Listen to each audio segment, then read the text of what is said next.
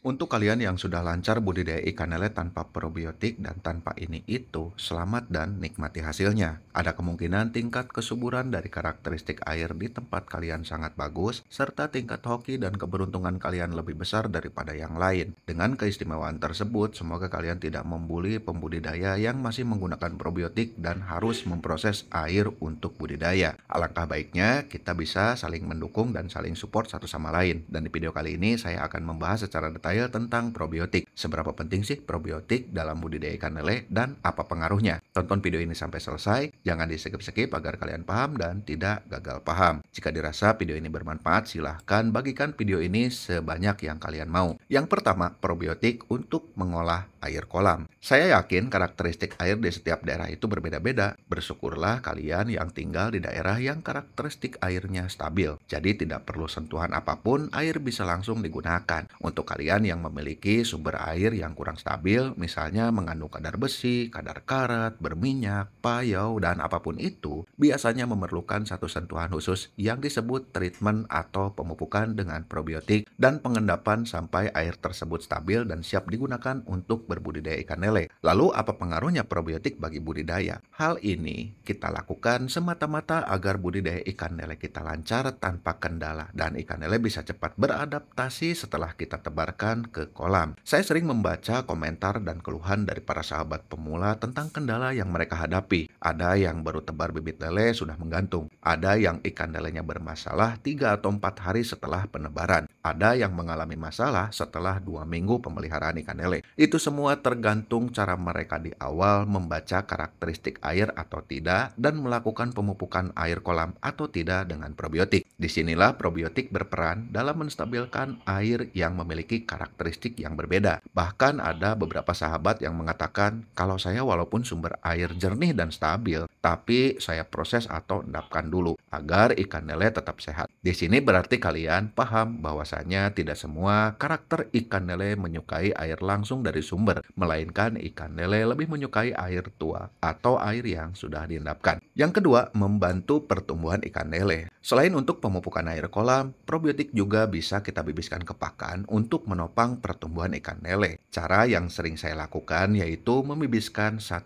tutup botol probiotik ke 1 kilogram pakan. Caranya siapkan 1 kilogram pakan, lalu siapkan kurang lebih 400 ml atau 2 gelas air minum kapasitas 200 ml, lalu campurkan 1 tutup probiotik ke air kurang lebih 400 ml tersebut. Lalu aduk sampai rata, setelah itu kita bibiskan ke pakan. Lalu pakannya kita aduk sampai rata, lalu diamkan kurang lebih selama 10 atau 15 menit. Setelah pakan mengembang, baru kita berikan ke ikan lele. Lalu apa pengaruhnya? Hal ini kita lakukan dengan harapan untuk memperlancar pencernaan ikan lele. Di mana ikan lele lancar pencernaannya, setiap makanan yang masuk ke perut ikan lele bisa dicerna dengan baik dan dicerna dengan sempurna untuk menunjang pertumbuhan ikan lele. Selain itu, pakan pelet yang sudah dibibis akan mengembang untuk mencegah agar ikan lele tidak kembung setelah diberi makan. Selebihnya, fungsi probiotik yang kita bibiskan ke pakan yaitu untuk daya tahan tubuh ikan lele serta mencegah ikan lele dari serangan berbagai penyakit. Yang ketiga, probiotik untuk fermentasi pakan. Selain untuk memupuk air kolam dan bibis pakan,